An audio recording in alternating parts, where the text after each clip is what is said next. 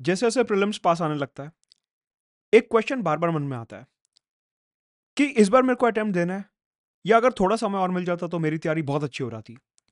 सोच रहा हूं कि इस बार अटेम्प्ट छोड़ दूं, अगले साल और डबल मेहनत से तैयारी करूंगा तो सिलेक्शन तो पक्का ही हो जाएगा।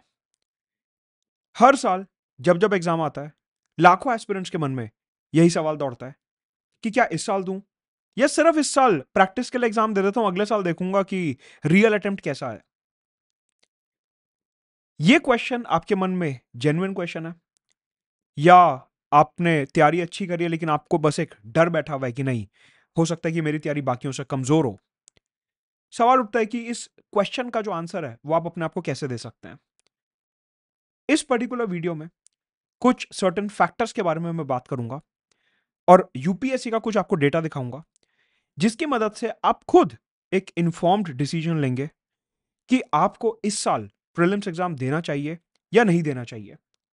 यूपीएससी का डेटा हमारे को क्या दिखाता है, और ऐसे कौन से फैक्टर्स हैं जो हमारे को कंसिडर करने हैं एक इंफॉर्म्ड डिसीजन लेने से पहले कि मेरे को इस बार अटेम्प्ट देना भी है या नहीं देना। सबसे पहला फैक्टर जो यहां पे आपको कंसिडर करना है वो ये कि आपका सिलेबस कितना पूरा हुआ है। अगर हम पिछले 3 साल का प्रीलिम्स का डेटा देखते हैं तो उसमें हमें दिखता है कि इकोनॉमी से 2022 में 21 क्वेश्चंस आते हैं, 2021 में 14 क्वेश्चंस और 2020 में 23 क्वेश्चंस।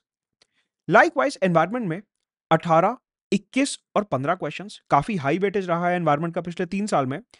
एग्रीकल्चर में लगातार क्वेश्चंस गिरते आ रहे हैं। 2020 में यहाँ पे 8 क्वेश्चंस थे, 2021 में 6 क्वेश्चंस और 2022 में 3 क्वेश्चंस। ज्योग्राफी में सडनली हमारे को जंप देखने को मिलता है कि पिछले 2 साल में 5 क्वेश्चंस आए और 2022 में सीधा 12 क्वेश्चंस आ गए। Science and tech almost constant रहा है, 11 से 12 के अराउंड।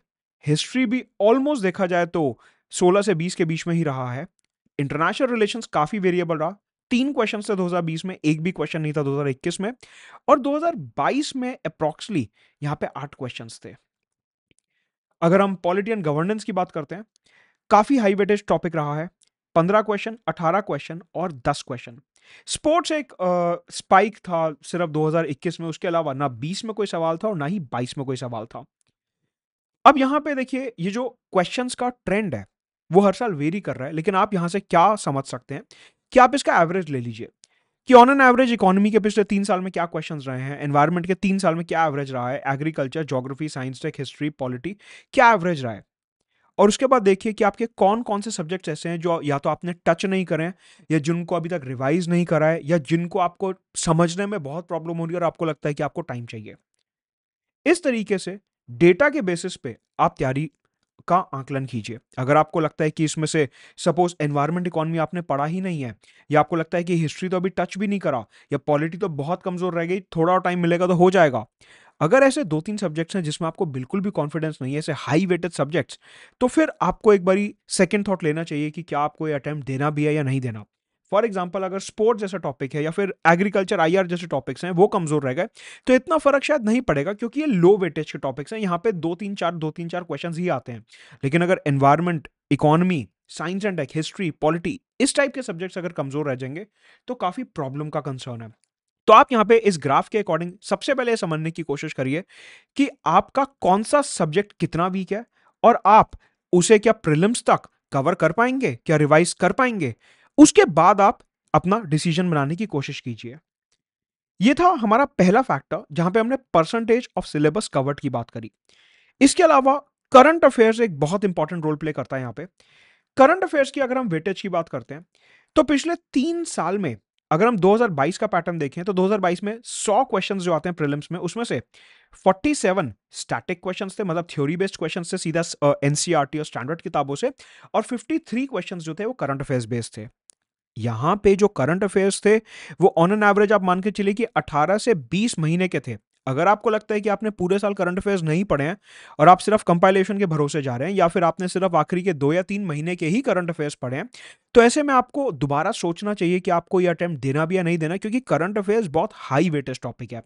2021 में हल्का सा डिप गया था करंट अफेयर्स में, लेकिन अगेन 2020 में अगर हम देखें तो अप्रॉक्सिमली 47 क्वेश्चंस हमारे को करंट अफेयर्स से देखने को मिलते हैं।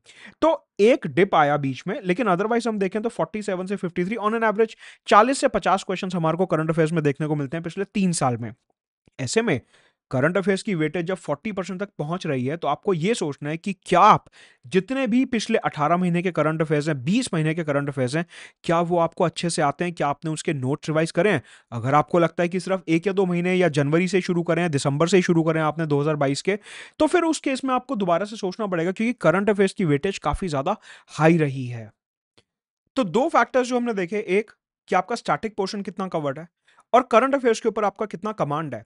इन दो फैक्टर्स के बेसिस पे आप अपना डिसीजन बना सकते हैं। तीसरा फैक्टर जो आपको कंसिडर करना है वो है प्रीलिम्स के पीवाईक्यूज। मैं यहां पे आपको सैंपल के तौर पे 3 सबसे आसान पॉलिटी के सवाल दिखाता हूं और आप उसमें से कुछ इंटरप्रेट करने की कोशिश करिए। फॉर एग्जाम्पल, एक सवाल था कि राइट टू प्राइवेसी जो है वो कौन से अनुच्छेद, कौन से आर्टिकल के अंदर आता है? प्रीलिम्स 2018। 2019 में ऑलमोस्ट सिमिलर क्वेश्चन बनता है कि जो राइट टू मैरिज है वो कौन से आर्टिकल नंबर के अंदर आता है? 2021 में सवाल बनता है दोबारा से सेम सवाल कि राइट टू प्राइवेसी कौन से आर्टिकल के अंदर आता है? ये कुछ बहुत आसान सवाल है इंडियन पॉलिटी के जो मैंने पिक करे, और यहां पे मैं आपसे एक सवाल पूछना चाहता हूं जिसका जवाब आप अपने आप को देंगे कि क्या इन सवालों को सॉल्व करते हुए आपको थोड़ी सी भी प्रॉब्लम हुई? क्योंकि ये सबसे मिनिमम लेवल है पॉलिटी का, ये सबसे मिनिमम लेवल है यूपीएससी के क्वेश्चन का। इसके नीचे यूपीएससी का लेवल, यूपीएससी का क्वेश्चन नहीं जाएगा। अगर आपको इस क्वेश्चन को सॉल्व करने में भी प्रॉब्लम आ रही है, इस टाइप के क्वेश्चंस को निकालने में भी प्रॉब्लम आ रही है, सोचना पड़ रहा है, then it is a matter of concern और आपको सोचना चाहिए कि क्या आपको यह अटेम्प्ट देना है या नहीं देना। साथ में यह एक ऐसा दौर होता है जब टेस्ट सीरीज की बात हम बहुत ज्यादा करते हैं और एस्पिरेंट्स काफी ज्यादा इसमें अपने स्कोर को लेकर परेशान रहते हैं। देखिए, अगर आपका स्कोर 10 से 15 टेस्ट अटेम्प्ट करने के बाद आपको लग रहा है कि मेरा स्कोर तो 30-40 के ऊपर जा ही नहीं रहा है, कि मैं 10-15 टेस्ट दे चुका और फिर भी 30-40 स्कोर आ रहा है या इससे भी कम आ रहा है, 30-40 से ऊपर जा ही नहीं रहा है, तो ये काफी प्रॉब्लमैटिक बात है। वैसे मैं हमेशा ये बोलता हूं कि टेस्ट सीरीज का स्कोर इंपॉर्टेंट नहीं होता क्योंकि टेस्ट सीरीज यूपीएससी नहीं है। यूपीएससी के क्वेश्चंस अलग बनते हैं, उसमें इजी क्वेश्चंस भी होते हैं, मीडियम भी होते हैं और डिफिकल्ट भी होते हैं। लेकिन अगर हम टेस्ट सीरीज की बात करते हैं तो उसमें क्वेश्चंस का जो बेंड होता है वो मुश्किल क्वेश्चंस की तरफ ज्यादा होता है। तो टेस्ट सीरीज का स्कोर कोई एक पैमाना नहीं है कि जिसके बेसिस पे आपको डिसाइड करना चाहिए कि आपको अटेम्प्ट देना भी या नहीं देना। लेकिन अगर आपका स्कोर जरूरत से ज्यादा कम आ रहा है या नेगेटिव मार्किंग बहुत ज्यादा हो रही है कि 30-30, 40-40 नंबर की नेगेटिव मार्किंग हो रही है, उस केस में अगर आपको लग रहा है कि 10 से 15 टेस्ट में मेरा एवरेज स्कोर सिर्फ 30 से 40 नंबर ही बन रहा है और उधर सीसैट की टेस्ट सीरीज में मेरा 67 कंसिस्टेंटली नहीं पहुंच रहा है, कि सीसैट में मैंने बहुत मेहनत करी, बहुत प्रैक्टिस करी, फिर भी मेरा स्कोर 30-40-50, 30-40-50 पे अटक जा रहा है, 67 के नीचे ही है। आपको पता है सीसैट क्लियर करने के लिए 66.67 मार्क्स चाहिए होते हैं। अगर उसमें आप कंसिस्टेंटली वो मार्क तक नहीं पहुंच रहे हैं, उस केस में आपको सोचना चाहिए कि आपको अटेम्प्ट देना है नहीं देना, और आपको 24 की तरफ ज्यादा अपना रुझान रखना चाहिए। यूपीएससी की अगर हम बात करते हैं तो प्रीलिम्स जीत लेना एक फैक्टर नहीं है अकेला। 3 स्टेजेस यहां पे होती हैं। प्रीलिम्स होता है, मुख्य परीक्षा होती है और उसके बाद पर्सनालिटी टेस्ट होता है। प्रीलिम्स अगर निकल भी जाता है तो उसके 80 से 90 दिन के बाद सितंबर के महीने में हम मेंस की परीक्षा देखते हैं, जहां पे 4 जीएस के पेपर, ऑप्शनल का पेपर, एसए का पेपर, कंपलसरी लैंग्वेज पेपर, ये सब होते हैं। कई बार एस्पिरेंट्स ये सोचते हैं कि मैं सिर्फ प्रीलिम्स निकाल लूं, अगले साल पूरी सीरियसनेस के साथ मैं पेपर दूंगा। अगर आपको लगता है कि आप इस साल तैयारी कर रहे हैं, इस साल पेपर देना चाहते हैं, यूपीएससी निकालना चाहते हैं, तो सिर्फ प्रीलिम्स निकालने से कुछ नहीं होगा, क्योंकि सिलेक्शन, रैंक, मेरिट लिस्ट तभी निकलेगा जब मेंस और इंटरव्यू में भी स्कोर आ रहा है। ऐसे में आपकी मदद के लिए मैंने ये पिछले 10 साल में ऑन एन एवरेज अलग अलग सब्जेक्ट्स की क्या वेटेज रही है मेंस में, उसका डेटा मैंने कंपाइल करा आपके लिए। ऐसे में अगर हम जीएस पेपर 1 की वेटेज देखें पिछले 10 साल में, तो ऑन एन एवरेज, ये एवरेज वेटेज है, कि पिछले 10 साल में on an average 10% questions culture से आते हैं, 14% क्वेश्चन मॉडर्न हिस्ट्री से, 7% वर्ल्ड हिस्ट्री से, 3% post independence, 27% questions Indian society और 39% क्वेश्चंस ज्योग्राफी, जिसमें अपना industrial location, physical geography, Indian geography, ये सब इंक्लूडेड है। अगर आपको लगता है कि आपका इनमें से कोई सब्जेक्ट अभी कवर नहीं हुआ है, तो फिर आपको दोबारा सोचना चाहिए कि आपको इस साल का अटेम्प्ट देना है नहीं देना। क्यों?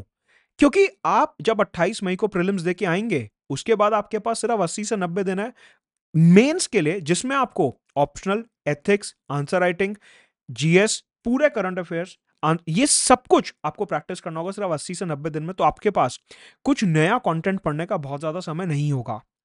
लाइकवाइज जीएस पेपर 2 की पिछले 10 साल की एवरेज वेटेज अगर हम देखें तो आईआर में 21% क्वेश्चंस बनते हैं, पॉलिटी में 41% क्वेश्चंस बनते हैं, जिसमें करंट अफेयर्स का वेटेज बहुत ज्यादा है, सोशल जस्टिस में 22% और गवर्नेंस में 16% क्वेश्चन बनते हैं। अगर आपको लगता है कि आपने आईआर अभी तक नहीं करा है, पॉलिटी आपने सिर्फ ऊपर ऊपर से लक्ष्मीकांत देखी और करंट अफेयर्स नहीं करे हैं पॉलिटी के, देन अगेन जीएस पेपर 2 में आपको प्रॉब्लम आ सकती है।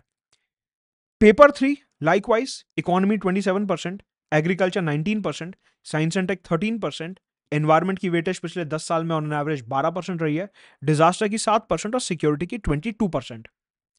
अगर आपको लगता है इनमें से आपने 2-3 सब्जेक्ट छोड़े हुए कि disaster, security, science and tech बाद में देख लूंगा, एग्रीकल्चर बाद में देख लूंगा, या पूरा पेपर ही छोड़ा हुआ है, सिर्फ इकोनॉमी के प्रीलिम्स बेस्ड फैक्ट्स देखें, अगेन 80 से 90 दिन में ये सब कवर करना बहुत ज्यादा मुश्किल होगा। आप जब भी प्लान बनाते हो हमेशा एंड तक का प्लान बनाते हो। हमने ये देखा कि 3 पेपरों में अलग अलग सब्जेक्ट्स की वेटेज क्या रही है, इसके अलावा 250 मार्क्स का एथिक्स, 500 मार्क्स का ऑप्शनल, एसे और answer writing, compulsory language paper. अगर आपको लगता है कि ऑप्शनल में आपने सिर्फ एक ही पेपर करा है, या ऑप्शनल आपको याद ही नहीं है पिछले साल कभी किया था, या ऑप्शनल की अभी तक एक बार भी हमने रिवीजन और आंसर राइटिंग नहीं करी, बिल्कुल भूल चुके हैं ऑप्शनल क्या है, अगेन आपको दोबारा से सोचना चाहिए कि अटेम्प्ट देना है नहीं देना, क्योंकि प्रीलिम्स अगर निकल भी जाता है तो मेंस में ये सारे के सारे जो रोड ब्लॉक्स हैं, जो बाधाएं हैं, वो आपके सामने खड़ी हुई हैं। ऐसे में हमने अलग अलग फैक्टर्स देखे जो आपको कंसिडर करने चाहिए एक इन्फॉर्म्ड डिसीजन यूपीएससी के डेटा के बेसिस पे कि हमारे को अटेम्प्ट देना है नहीं देना। लेकिन ये पिक्चर सिर्फ खराब पिक्चर नहीं है, इसमें 2 डेटा सेट्स और भी हैं जो मैं आपको दिखाना चाहूंगा, जो एक पॉजिटिव पिक्चर दिखाते हैं। मतलब कि हमारे पास एक रे ऑफ होप है। कैसी रे ऑफ होप? अगर हम यूपीएससी की वैकेंसीज की बात करते हैं तो पिछले कुछ समय से वैकेंसीज का जो ट्रेंड था वो 3 डिजिट नंबर चल रहा था कि 2017 में 980 वैकेंसीज थी, 2018 में 780, 896, 796, 712, 861 और इस बार जो 2023 का एग्जाम है यूपीएससी साइकिल का, उसमें 1105 वैकेंसीज हैं, जो कि पिछले कुछ वर्षों में सबसे हाईएस्ट नंबर है। ऐसे में सीट्स ज्यादा हैं तो प्रीलिम्स और मेंस में सिलेक्शन भी ज्यादा लोगों का होगा। तो यहां पे जो पूरी की पूरी पिक्चर है वो सिर्फ खराब पिक्चर नहीं है या डरने वाली पिक्चर नहीं है। अगर वैकेंसी ज्यादा है तो फिर कट ऑफ भी कम जाएगा, कैंडिडेट्स भी ज्यादा चाहिए होंगे यूपीएससी को इंटरव्यू में अपियर करने के लिए, मेंस में अपियर करने के लिए। तो अगर आपको लगता है कि एक दो सब्जेक्ट्स मेरे थोड़े बहुत कमजोर हैं और उन्हें मैं 80 से 90 दिनों में प्रीलिम्स के बाद खींच लूंगा, अच्छे से कर लूंगा, तो उस केस में आपको अटेम्प्ट बिल्कुल देना चाहिए। वैकेंसीज के अलावा एक और डेटा जो आपको कंसिडर करना है वो है यूपीएससी की कट ऑफ। प्रीलिम्स की कट ऑफ की अगर हम बात करते हैं तो 2021 का डेटा जो यूपीएससी ने निकाला था उसमें आप देखिए कि जो जनरल कैटेगरी में कट ऑफ था वो सिर्फ 87.54 मार्क्स था। मतलब कि कट ऑफ भी कोई बहुत ज्यादा नहीं है। अगर आपको लग रहा है कि आपके कुछ पोर्शंस वीक हैं लेकिन कुछ काफी स्ट्रांग हैं और उसमें आप काफी अच्छा कवर कर सकते हो एज पर द वेटेज जो हमने देखी, तो आपको अटेम्प्ट देना चाहिए। क्यों? क्योंकि कट ऑफ बहुत ज्यादा जा नहीं रहा है। आप देखिए 87.54, अगर मैं इफेक्टिवली बात करूं तो नेट आपको 44 क्वेश्चन सही करने हैं। मतलब ऑफ कोर्स आप 50, 60, 70 क्वेश्चन अटेम्प्ट करोगे, कुछ नेगेटिव होगा, कुछ पॉजिटिव होगा। अगर मैं नेट इफेक्टिव सही क्वेश्चन की बात करूं तो इफेक्टिवली आपको 44 क्वेश्चन सही करने थे इस पेपर में। ऑफ कोर्स कट ऑफ जो है वो वेरी करता है, लेकिन मैं आपको ये बताना चाह रहा हूं कि अगर कुछ सब्जेक्ट्स आपके लिए मुश्किल हैं तो दूसरे सब्जेक्ट्स दूसरे एस्पिरेंट्स के लिए भी मुश्किल हैं, तभी कट ऑफ बहुत ज्यादा जा नहीं रहा है। मतलब कि कट ऑफ हमारे को ये दिखा रहा है कि इतना ज्यादा कंपटीशन कंपटीशन है, लेकिन उसमें सबके कुछ ना कुछ वीक पॉइंट्स हैं या पेपर मुश्किल बन रहा है, इस वजह से ये कट ऑफ बहुत ज्यादा हाई नहीं जा रहा है। तो अगेन ये एक पॉजिटिव पॉइंट है कि हमारे को इतना डरने की जरूरत नहीं कि मेरे को तो 110 से 120 नंबर स्कोर करना, नहीं, इतना ज्यादा कट ऑफ तो जा ही नहीं रहा है। तो यहां पे कुल मिला के बात ये बनती है कि अगर आपको लग रहा है कि आप 23 के लिए रेडी नहीं हो, अभी आपको लग रहा है कि जो फैक्टर्स हमने कंसिडर करे उसमें कुछ आपका जम नहीं रहा, तो आप 24 की तैयारी ज्यादा करिए। क्यों? उसका प्रैक्टिकल थॉट प्रोसेस यही रहता है कि अगर आप सपोज करिए प्रीलिम्स के लिए अपियर होते हैं, प्रीलिम्स क्लियर हो गया, लेकिन आपको पता है मेंस किसी भी हालत में क्लियर नहीं होगा क्योंकि आपने उसकी आंसर राइटिंग, ऑप्शनल, ये सब नहीं करा है। तो आप क्या करोगे? आप प्रीलिम्स तो दे लोगे, उसके बाद जुलाई, अगस्त, सितंबर और जून, ये 4 महीने आप मेंस की तैयारी में लगोगे, जो कि बहुत ज्यादा पॉसिबल नहीं है। क्यों? क्योंकि आपने पहले से मेजर सब्जेक्ट्स कवर नहीं करे हुए। ऐसे में आप वो 4 महीने खराब करोगे, मेंस के बाद फिर आपको लगेगा कि मेंस तो मेरा अच्छा नहीं हुआ, अब मैं एक काम करता हूँ 24 की तैयारी शुरू करता हूँ। तो मतलब कि अगर आपको दिख रहा है कि आपका ऑप्शनल आंसर राइटिंग, एस्से, एथिक्स वगैरह कुछ नहीं हुआ हुआ अभी, तो इट्स बेटर कि आप ये 5 महीने अपने सेव करो और सीधा 2024 के लिए तैयारी शुरू करो। आपको 13 से 14 महीने मिलेंगे तैयारी करने के लिए। लेकिन आपको दिख रहा है कि हाँ, मेरी तैयारी ठीक-ठाक है, मेरे को थोड़ा ब्रश अप चाहिए, मेरे को थोड़ा सिर्फ रिवीजन चाहिए और मैं मेंस निकाल लूँगा, तो आपको लग जाना चाहिए। अभी भी आपके पास काफ़ी टाइम है, रिवीजन अच्छे से करिए और उसके बाद 80-90 दिनों में तो प्लान करेंगे ही हम मेंस की प्रिपरेशन का। तो यहाँ पे आपको एक इन्फॉर्म्ड डिसीजन लेना है, एक प्रैक्टिकल डिसीजन लेना है, दोनों साइड सोच के।